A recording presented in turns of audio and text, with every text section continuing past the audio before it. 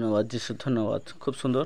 আজকে অনেক মানুষ অনেক পরিস্থিতি দিকে যায়, আর অনেক সমস্যার মধ্য দিকেও যায়।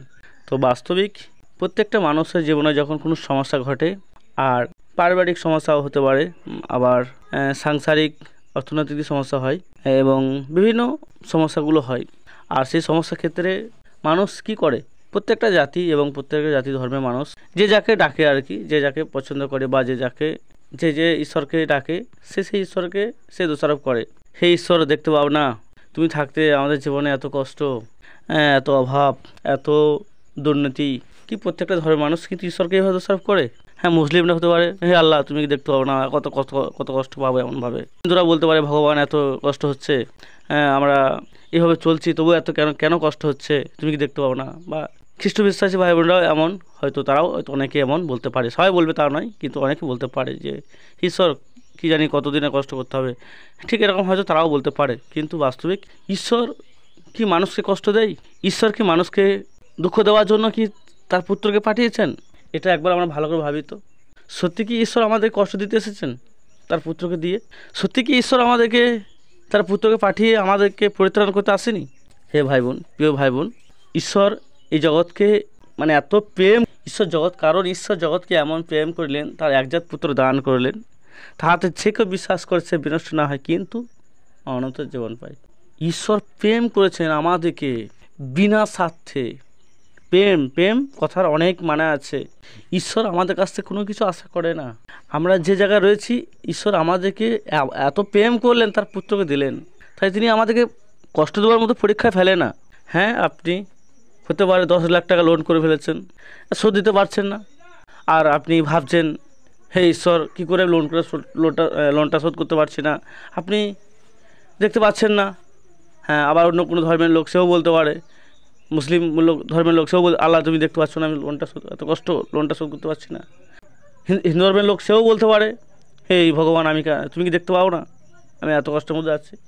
হ্যাঁ, আমি বলি এখানে সমস্ত খ্রিস্ট ভাই বোন এবং অনেক ধর্মের লোকদের সবাইকে বলছি, অবশ্যই ভালো লাগবে কিনা জানি না, কিন্তু বাস্তবিক সত্যি ঈশ্বর কি বলেছে এরকম যে তোমরা এমনভাবে লোন করো?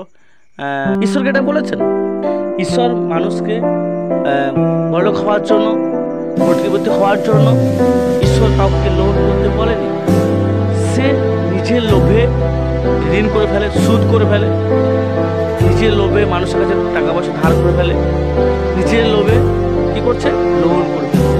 আর এইটার কারণে তার জীবনে সব থেকে মারাত্মক একটা সময় মানে একটা পরিস্থিতি চলে আসছে যে সে যখন সে ঋণ শোধ করতে পারে না, সে যখন সেই ধার শোধ করতে পারে না, সে যখন সেই সুদগুলো নিয়েছে সেই সুদগুলো শোধ করতে পারে না, তখন সে হয়তো গ্রাম ছেড়ে বা ঘর ছেড়ে কোনো রাজ্যে বা কোনো দেশে চলে যায় সে ঋণ শোধ করার জন্য।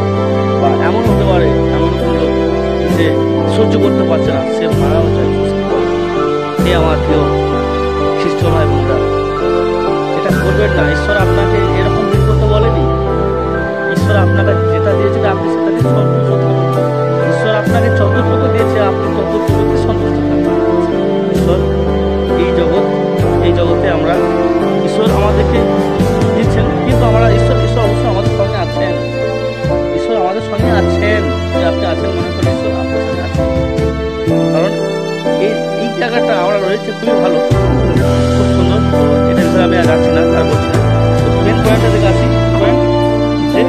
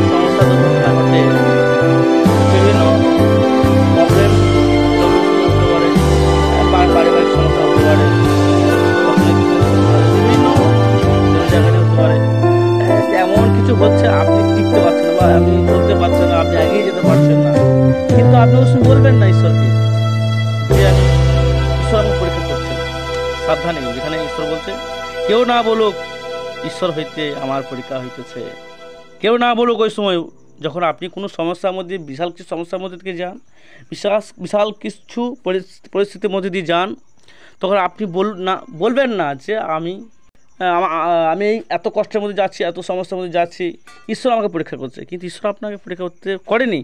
কেউ না বলুক ঈশ্বর হইতে পরীক্ষা করতেছে। ভালো করে বাক্যটা ধ্যান দিন, যাকব 1:13 ঈশ্বর হইতে পরীক্ষা হইতেছে, কেননা মন্দ বিষয় দ্বারা ঈশ্বর পরীক্ষা করা যাইতে পারে না। ঈশ্বর আপনাকে মন্দ বিষয় দ্বারা পরীক্ষা করেন না। একদম ভালো করে বুঝবেন ব্যাপারটা। কারণ যে কোনো পরিবারে মা বা বাবা তার ছেলেদের জন্য খারাপ চায় না, এটা 100% আপনি বিশ্বাস করেন। তো সেরকমই ঈশ্বরও আমাদের জন্য কোনো কিছু খারাপ চান না। তো ঈশ্বর আপনি এটাকে চোখ বন্ধ করে দেখুন, যখন আপনার মা বাবা যখন আপনার জন্য খারাপ চিন্তা ভাবনা না করেন, খারাপ কিছু চান না, তাহলে সেই স্বয়ং ঈশ্বর যিনি সৃষ্টিকর্তা, সমস্ত জগতের মালিক, সমস্ত পৃথিবীর মালিক, সেই ঈশ্বর কি আপনার খারাপ চাইবে? তিনি তাই ঈশ্বর আপনাকে মন্দ বিষয় দ্বারা, মন্দ কিছু দ্বারা আপনাকে পরীক্ষা করেন না। এটা আপনি সম্পূর্ণ ঈশ্বর বাক্যকে দেখুন, তাহলে আপনি সম্পূর্ণ বুঝতে পারবেন। আর ভালো করে পড়ুন এই জায়গাটা, আরও ভালো বুঝতে পারবেন। হ্যাঁ, ঈশ্বর মন্দ বিষয় দ্বারা তার সন্তানদেরকে পরীক্ষা করে না। তো 14 পদ আমরা দেখি এখানে ঈশ্বর কি বলছে, কিন্তু প্রত্যেক ব্যক্তি নিজ কামনা দ্বারা আকর্ষিত হইয়া পরীক্ষিত হয়। দেখুন, প্রত্যেকটা ব্যক্তি প্রত্যেকটা মানুষ নিজের ইচ্ছা, নিজের কামনা, নিজের বাসনা, নিজের আর কি, আর ঈশ্বরের কিছু লেখা নেই। সব নিজের ইচ্ছেকৃত ব্যাপার নিয়ে সে ভাবে, আমি একটা বাড়িতে একটা এমন কিছু করব, আমার স্ত্রীর জন্য এমন কিছু নেব, আমি যে জায়গাটা কিনবো, এই বাড়িটা করব, এই বিভিন্ন কিছু তার মধ্যে আকর্ষিত। হ্যাঁ, অবশ্যই আপনি বাড়ি করতে পারেন, অবশ্যই আপনি আমার স্ত্রীর জন্য যেগুলো প্রয়োজন কিনতে পারেন, অবশ্যই আপনি বাসস্থান ঠিক রাখতে পারেন। হ্যাঁ, অবশ্যই আপনার যেটা খাদ্য সেটা আপনি অবশ্যই সেটা বাড়ি থেকে কিনে আনতে পারেন। কিন্তু ঈশ্বর এগুলো না করেনি।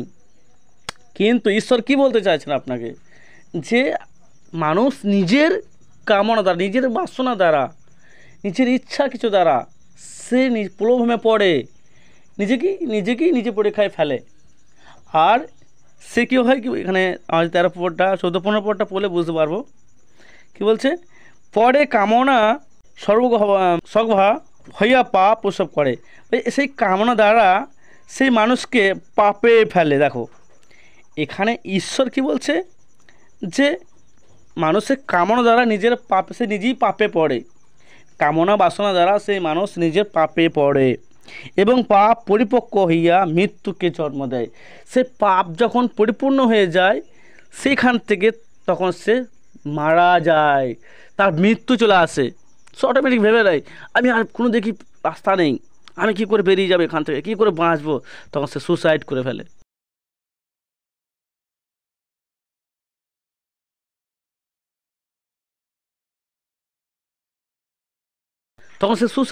হতে পারে সে সুসাইড বিভিন্ন রকমভাবে করা যায়।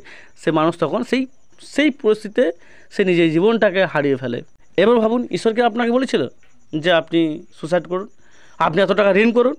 তো অবশ্যই আমরা খ্রিস্ট ভাই বোন, আমরা যেটা ঈশ্বর দিয়েছেন ওটাতেই সন্তুষ্ট থাকি, আর বেশি আশা করে না করি। কারণ ঈশ্বর আমাদেরকে মন্দ বিষয় দ্বারা পরীক্ষা করেন না। এটা আমরা করিন্থীয়তে পাবো, করিন্থীয় 10:13 পদে। এখানে ঈশ্বর কি বলছে, মনুষ্য যাহা সহ করতে পারে তাহা অন্য পরীক্ষা তোমাদের প্রতি ঘটে নাই, আর ঈশ্বর বিশ্বাস্য, তিনি তোমাদের প্রতি শক্তি অতিরিক্ত পরীক্ষা ঘটিতে দেবেন না, বরং পরীক্ষার সঙ্গে সঙ্গে রক্ষা পথ করিয়া দেবেন, যেন তোমরা সহ করিতে পারো। দেখুন এখানে ঈশ্বর কি বলছে, যে এমন কিছু ঈশ্বর আপনাদের জীবনে পরীক্ষা করবে না যে আপনারা সহ্য করতে পারবেন না, আপনারা নিজেকে ঠিক রাখতে পারবেন না, নিজেকে কন্ট্রোল করতে পারবেন না। ঈশ্বর এরকম পরীক্ষা নেয় না। কিন্তু আপনি, হ্যাঁ ধন্যবাদ পিতা। তো অবশ্যই ঈশ্বর আপনাকে যেমন পরীক্ষা করবে, কিন্তু ওই পরীক্ষা করার সঙ্গে সঙ্গেই আপনাকে বাঁচারও পথ তৈরি করে দেবেন।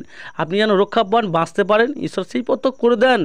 তো অবশ্যই আমরা প্রত্যেকটা ঈশ্বরের সন্তান, আমরা না ভাবি পরীক্ষার সময় বা কোনো পরিস্থিতি, এমন মারাত্মক পরিস্থিতি, কঠিন পরিস্থিতি যখন আসে আমাদের জীবনে, পারিবারিক হতে পারে, শারীরিক হতে পারে, অর্থনৈতিক হতে পারে, বিভিন্ন ইত্যাদি, যখন আমাদের জীবনে কঠিন সময় আসে তখন আমরা কখনোই ঈশ্বরকে দোষ না দিই বা ঈশ্বর বা আঙুল না তুলি বা না বলি ঈশ্বর থেকে পরীক্ষা হচ্ছে। ওকে, ঈশ্বর আপনাদের আশীর্বাদ করুন এই বাক্যের দ্বারা। অবশ্যই ঈশ্বরের নাম ধন্য হোক, প্রত্যেকজনকে ঈশ্বর আশীর্বাদ করুন বাক্যের দ্বারা।